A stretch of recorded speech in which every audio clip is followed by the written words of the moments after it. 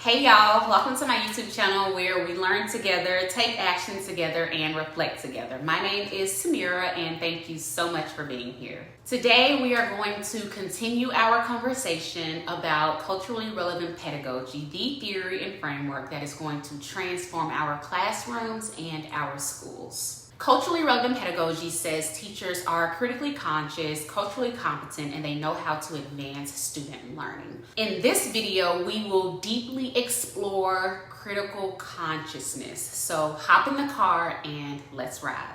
So on the screen, you see our human body analogy of culturally relevant pedagogy. We've already talked about the heart, aka volition, and the impact that having high volition has on student outcomes. So now let's get into the brain. What do we know about the brain's relationship to the human body? The human brain is in charge of everything that your body does, even the things that you don't think about, like breathing or keeping your heart pumping. It is divided into two hemispheres that remain in contact and communication with each other. The brain is like an extremely powerful computer, sort of like a control center that stores our memories and controls our thoughts and bodies. In the context of culturally relevant pedagogy, the left hemisphere represents critical consciousness and the right hemisphere represents cultural competence. We will focus on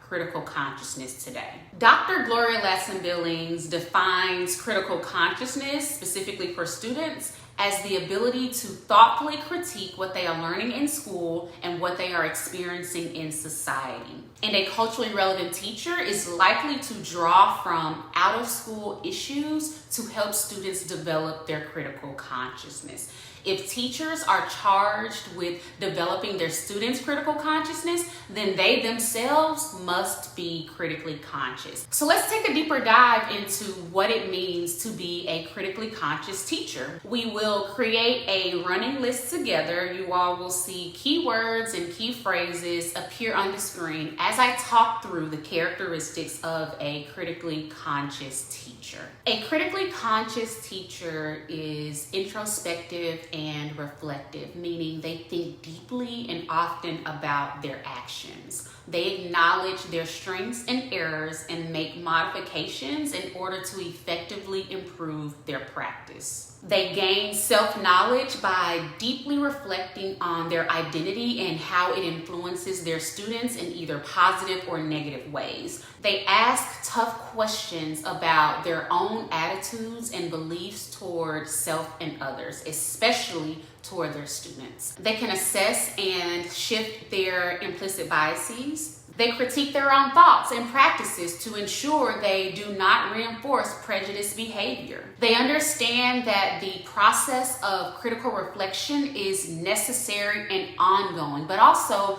very personal and challenging. They understand the importance of being open to mistakes, lapses in professional judgment, and other obstacles that occur during the process of critical reflection.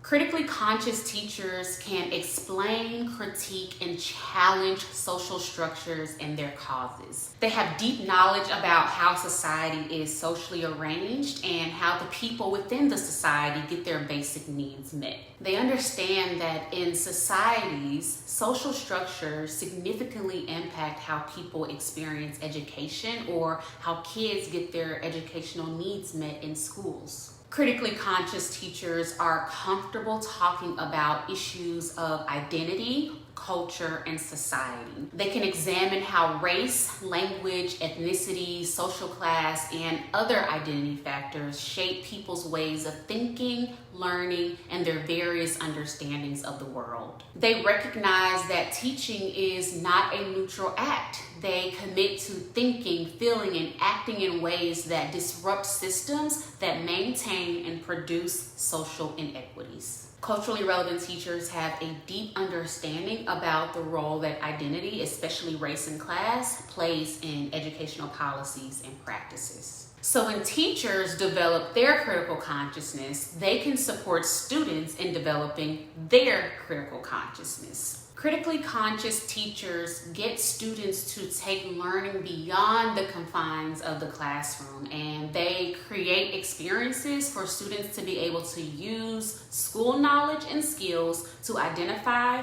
analyze, and solve real-world problems. Critically conscious teachers prepare critically conscious students, allowing them to be able to transform their communities, their lives, and to create new possibilities. And that's all I got for now, y'all. Take a few minutes to reflect on your thoughts about what it means for teachers and students to be critically conscious. I look forward to reading your thoughts in the comments. Thank y'all so much for being here. I love y'all. Take care of yourselves, and I'll see you next time. Bye.